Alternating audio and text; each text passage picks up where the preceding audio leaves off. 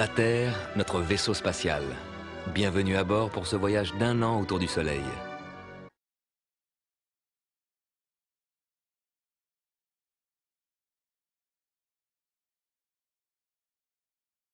En tournant autour de la Terre en 1 mois, la Lune semble passer successivement près de toutes les planètes. Lors de ces conjonctions, la Lune nous permet de repérer ces planètes et vous aide à mieux situer notre système solaire. Parfois, la Lune toute proche de la Terre nous permet de retrouver Saturne à l'autre bout du système solaire. En 2 semaines, la Lune fait la moitié de son périple autour de la Terre pour venir s'aligner avec Mars. Les soirs de conjonction, vous pouvez voir Mars un peu plus jaune que les étoiles, juste à côté de la Lune. Mais attention, cet apparent voisinage de la Lune, de la planète Mars et des étoiles est trompeur. La Lune est toute proche. Le clair de Lune nous arrive en 1 seconde. La lumière que Mars nous reflète met 8 minutes pour arriver sur Terre. L'étoile qui est juste à droite de Mars est tellement éloignée que sa lumière est partie de là-bas il y a plus de 300 ans, au temps de Louis XIV. Les étoiles sont très lointaines, inaccessibles. Les planètes, elles, sont proches. Et nous sommes la première génération à avoir le système solaire à notre portée.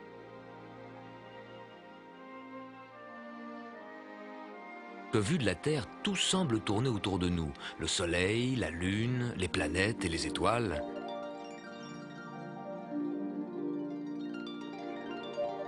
Ceci explique la perception de l'univers qu'avaient les hommes dans l'Antiquité. Ils plaçaient la Terre au centre de l'univers, sous la voûte céleste, et le Soleil, la Lune, les planètes et les étoiles fixés à cette voûte céleste en mouvement. Avec les planètes, cette théorie posait des problèmes. De temps en temps, elle revenait en arrière, elle décrivait comme Mars des boucles bizarres, et ça, on avait du mal à l'expliquer. Au Moyen-Âge, on mettait encore la Terre au centre de l'univers. Mais Nicolas Copernic eut une vision géniale. Ce n'était pas une Terre immobile qui était au centre de l'univers, mais c'était le Soleil. Et la Terre devenait une planète tournant en orbite autour du Soleil avec les autres planètes.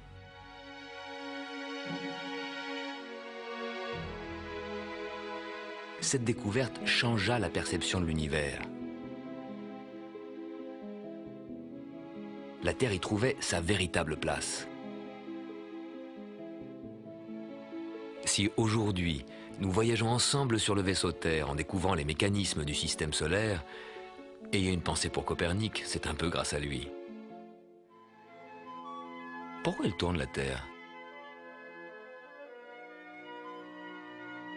Chaque masse qui prend un coup, une impulsion quelconque, un impact qui ne vise pas son centre, va se mettre à tourner.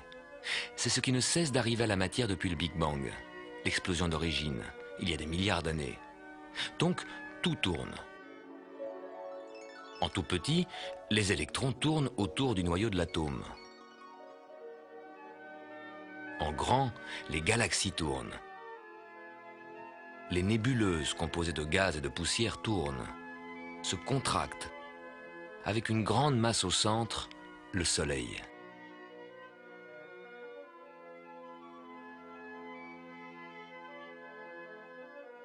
Le reste, toujours en rotation, se condensa en planètes, et une de ces planètes, toujours en rotation, c'est la Terre.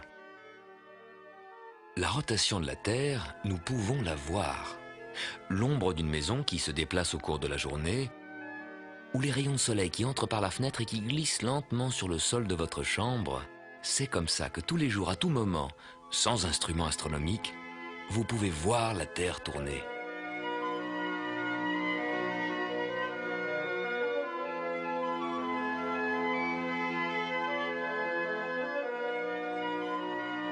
Cette rotation de la Terre peut être rapide ou lente, selon où nous sommes. Chacun de ces 3 cercles fait un tour complet en 24 heures. Et dans ces 24 heures, c'est bien entendu le cercle le plus grand qui parcourt la plus grande distance. C'est donc là, à l'équateur, où ça tourne le plus vite, 1600 km/h. C'est là, à Kourou, en Guyane, et dans le sud des États-Unis, à Cap Canaveral, qu'on lance les fusées dans l'espace. Pour échapper à l'attraction de la Terre, il faut des vitesses très grandes. Alors les 1600 km/h que la Terre ajoute à la vitesse des fusées, c'est déjà autant de gagné. À quelques kilomètres du pôle Nord, tout près de son axe de rotation, la Terre ne tourne qu'à 3 km/h. On pourrait marcher aussi vite que la Terre tourne. Et ici, entre l'Écosse et le Canada, la Terre tourne environ à 900 km/h. C'est la vitesse des avions que vous prenez pour aller d'Europe en Amérique. Un extraterrestre qui nous regarde de loin pourrait voir votre avion qui décolle à Paris, puis l'avion reste presque immobile, alors qu'en dessous la Terre tourne, puis quand New York vient se glisser sous l'avion, on atterrit. Vous arrivez en heure locale presque en même temps que vous êtes parti. Pour le passager qui vole de Paris à New York aussi vite que la Terre tourne, le temps s'arrête. Et pour celui qui veut téléphoner à son copain à New York, à midi par exemple, il risque de le réveiller car à New York, il n'est que 6 heures du matin. Pourquoi? La Terre tourne. Elle présente au Soleil chaque heure une autre de ses tranches, un autre méridien. Au méridien qui fait face au Soleil, c'est midi. Paris-New York, ça fait un quart de la Terre, le quart du tour complet que la Terre fait en 24 heures. Et le quart de 24 heures, c'est 6 heures. Paris-New York, 6 heures de différence. Le Soleil, à Paris, est au-dessus du méridien. Il est aussi visible à New York, il se lève justement à l'horizon. Et en même temps, à Tokyo, il se couche.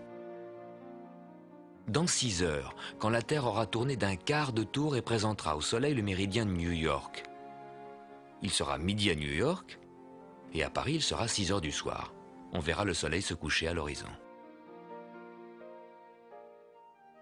La rotation de la Terre amène chaque minute une autre ville, un autre pays à faire face au Soleil.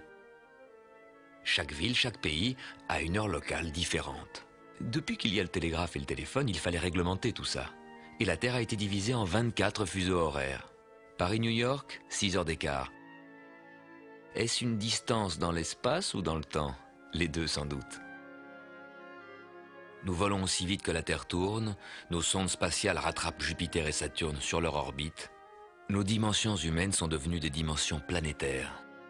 Le système solaire est à notre portée.